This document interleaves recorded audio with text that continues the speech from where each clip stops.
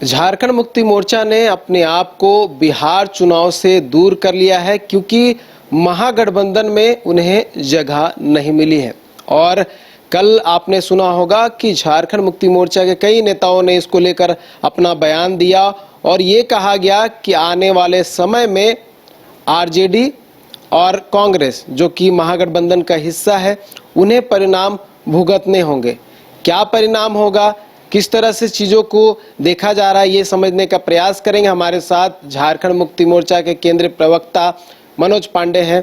Sir, कल बहुत सारे जो नेता थे आप लोगों के, उनका बयान आया कि बदला लिया जाएगा। जो धोखा किया गया आप लोगों के साथ, जो छल किया गया है, बदला किस तरह का होगा? क्योंकि कहा जा रहा है कि हो सकता है कि आरजेडी को जो अभी मौजूदा सरकार चल रही है, जिसमें एक मंत्रिमंडल में जगह भी दी गई है, उसे हटाया जा सकता है। कितनी संभावना है, कैसा बदला होगा?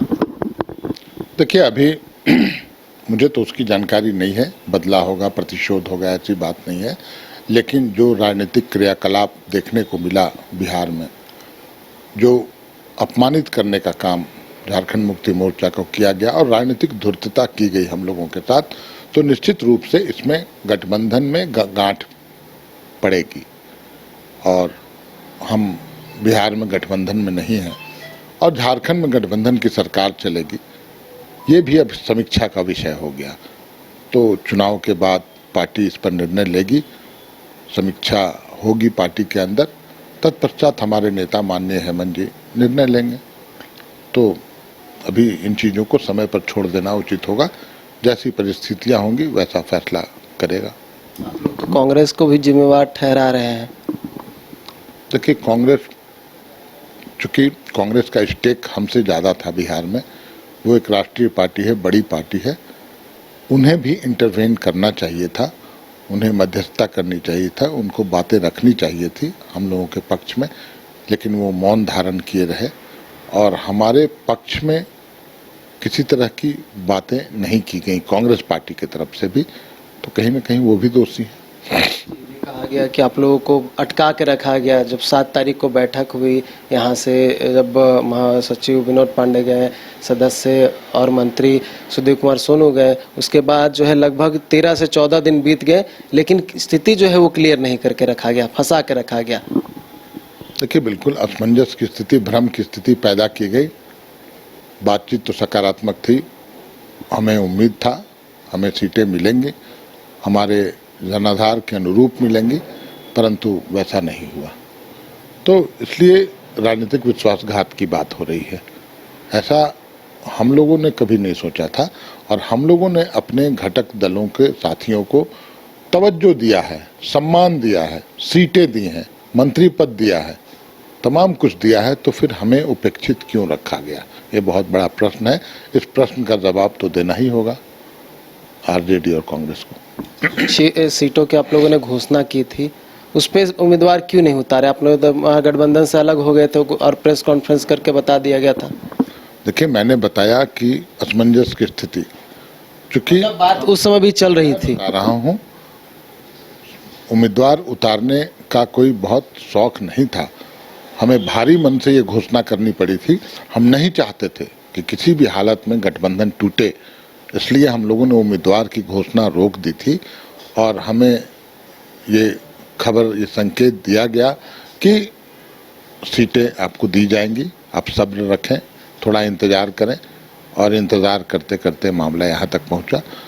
तो हमारी इच्छा नहीं थी कि हम अपने तरफ से गठबंधन को तोड़ने का पहल करें, लेकिन वो पहल साथी दलों ने किया और तत्पश्चात हमारे नेता ने फैसला किया कि हम चुनाव ही नहीं लड़ेंगे, क्योंकि आखिरी समय में जाकर हम अपने उम्मीदवार को टिकट देते, उससे भी ऊहापोह की स्थिति पैदा हो जाती। यात्रा में मुख्यमंत्री खुद गए वहाँ पे, तेजस्वी यादव और राहुल गांधी की जो समापन था उसमें।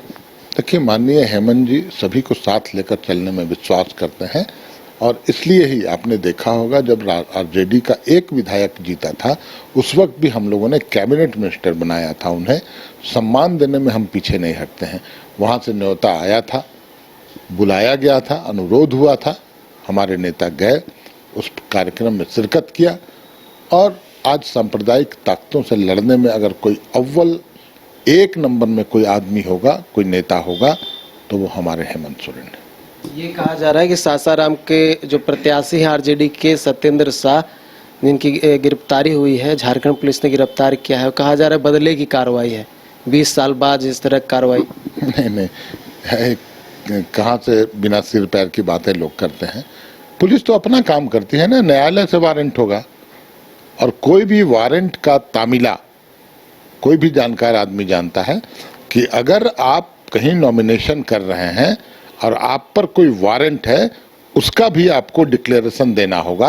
और संबंधित पुलिस को जब खबर मिलती है कि अमुक व्यक्ति जिस पर कि न्यायालय के द्वारा, सक्षम न्यायालय के द्वारा वारंट इशू है, अगर वहाँ गिरफ्तारी नहीं होगी तो फिर पुलिस पर प्रश्न चिन्ह खड़े हो जाएंगे, चाहे जहाँ की भी पुलिस रहे। तो इसमें कोई पूर्वाग्रह या कोई झारखंड सरकार वाली बात नहीं है। पुलिस ने अपना काम किया जो चुनाव आचार संहिता के अधीन आता है। सिचुएशन पैदा हो रहा है, उस पर तो सवाल हो रहे हैं। तो कैसे सवाल होगा? हम पर वारंट कोई रहेगा, हम कहीं जाएंगे नॉमिनेशन करने, तो पुलिस का तो कर्तव्य है, क्योंकि वहां भगोड़ा तो नहीं दिखा सकते हैं। वहां तो है कि वो व्यक्ति, अमुक व्यक्ति नॉमिनेशन कर रहा है, तो वहां जाकर उन्हें हिरासत में लिया जाता है। ऐसे कई एक मामले हैं। ये तो न्यायालय का सम्मान करते हुए न्यायालय के आदेश का तामीला किया गया है।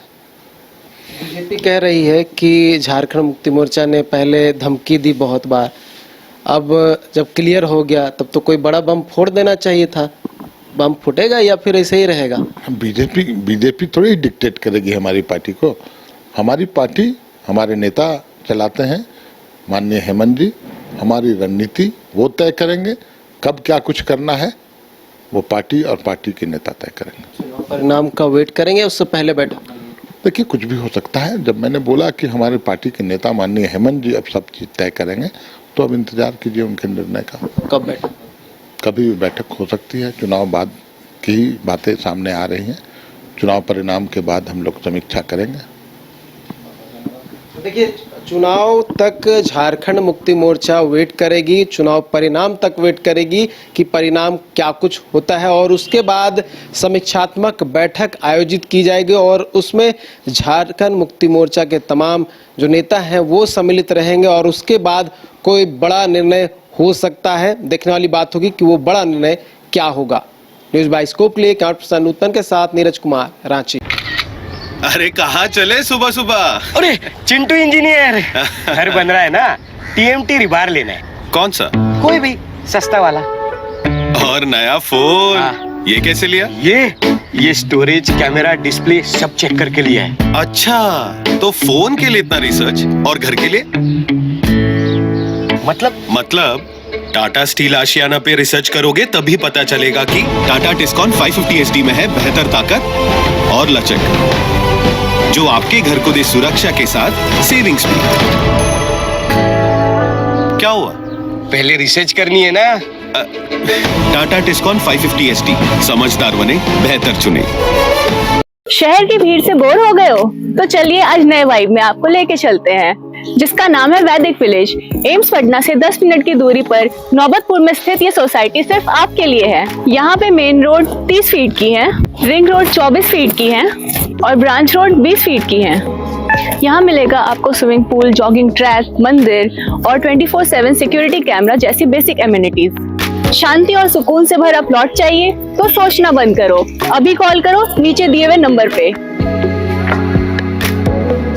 घर रहने का मकान भर नहीं, ये खुशियों की तिजोरी है। दरवाजे पर दस्तक देता पड़ोस, खिड़कियों से उमड़ आता आसमां, तारों में उलझी ऐसी ना जाने कितनी दास्तां। कहती हैं चले डायमंड सिटी, एक सफर हम सफर के साथ अपने घर तक। Diamond city, life long bonding, 500 से ज्यादा खुशहाल डायमंड परिवार। जल्दी करें, सिर्फ 200 फ्लैट बाकी। आज ही बुक करें अपना आशियाना।